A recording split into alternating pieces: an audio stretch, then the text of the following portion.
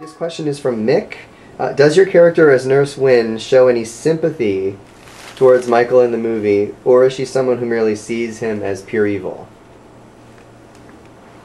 You know, there was not a lot of background character to Nurse Wynne in the screenplay, and but Rob did say to me, you know, Nurse Wynne is just a nurse. She works with Dr. Loomis and she sees her patients very clinically. But of course, I mean, all the years that Michael is in there, she of course knows what's going on and what he has done and the atrocities that he had committed. So I think very much that Nurse Wynne has her attitude towards him that this is a killer, that yes, he needs help, but he has done terrible things, and so she kind of has mixed feelings for him. It's a feeling of, yeah, you're a human, but you're a human being that has done terrible things. And so when she mentions what I'm not going to say here so that I don't give everything away, when she mentions what she does to little Mike, she says it in a way that she knows she's going to tick him off, because it is a cynical way that she says what she says to him. And she does it on purpose, because I think she's kind of poking his, you know, poking his senses there and wondering what's going to come out of this, and let's see if you've got something in you, because he's basically towards her, he's very stoic, and has no feelings and no emotions towards her at all. So I think it was her way of trying to find out on her own, in her own little sadistic way, of course. Of course, she has that little part too. Otherwise, I probably wouldn't be playing it. And she just wants to see how far this is going to go with him, and you will see how far it goes. Great. This question is from Stephen Milan in Las Vegas, Nevada. There were rumors that you were going to play Dr. Loomis's wife in the new film. Was there a subplot where Nurse Wynne had a relationship of some sort with Dr. Loomis? First of all, hello. Hi there, Steve. Thank you for being such a loyal fan to me. And I'm sorry I haven't been able to answer your emails in my guest book lately, because, as you know, I've been very busy. That goes for all my other fans that have written in there too. I will be writing soon. Thanks for asking that question, Steve, because you're right. There has been a rumor, or rumors going around for a long time, and of course I didn't want to say anything, and also Rob asked me not to say anything, that I was going to play Dr. Loomis's wife. Now, where that came from, I have no idea. I really have no idea. I just heard it, and then I thought, well, maybe it's going to change, because, you know, Rob a lot of times changes his mind, and always for the better, and he always has greater ideas. So it could be, I thought, maybe, you know, maybe Rob told someone who told someone, and maybe I'm going to get the call that I'm not going to play the nurse, I'm going to play Dr. Loomis's wife. So I never gave it any second thought, but I'm very much aware that that was going around. But like I said, I don't know where it came from. Okay, this question is from Joseph Mantegna. What was your most memorable moment in making the movie?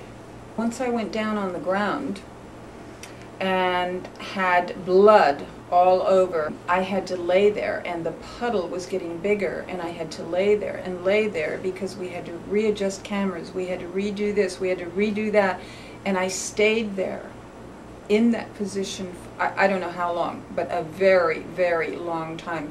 I was so sore and so stiff just from laying there without, virtually almost not breathing, because when you fall into a certain position after being attacked with a fork and the knife, with a fork, not the knife, but with a fork in your throat, and you're bleeding, almost bleeding to death, and you have a huge puddle around you, you cannot move 1 ounce, because if you have to continue or you have to redo that scene, any slight movement would change that puddle. And if you do that, then you have to get up, you have to have a whole new change of clothing, and you have to do that whole scene over again, and that costs a lot of time and a lot of money. So that was probably my most memorable moment, because it just seemed like it went on forever, and I couldn't move, and they were very happy and thankful, but that's what you learn to do when you've been in the movie business as long as I have. You just have to be professional and grind your teeth and be sore and whatever else, but you don't move.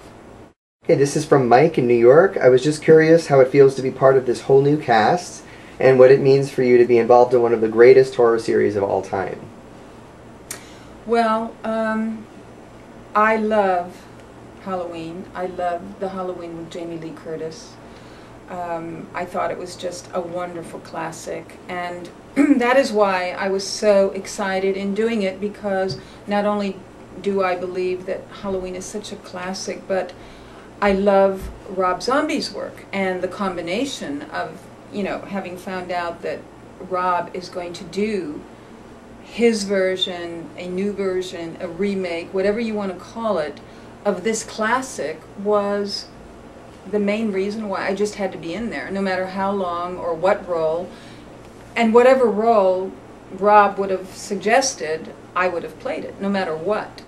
That actually leads into another question from Kevin Morris in Denver, Colorado. He's asking you, he's commenting that you seem to have been pretty quiet film-wise for a while. What made you decide to come back to do movies recently? That's a very good question. Thank you. First of all, I want to say thank you to all my fans out there that have been so loyal for those years that I didn't do anything in front of the camera.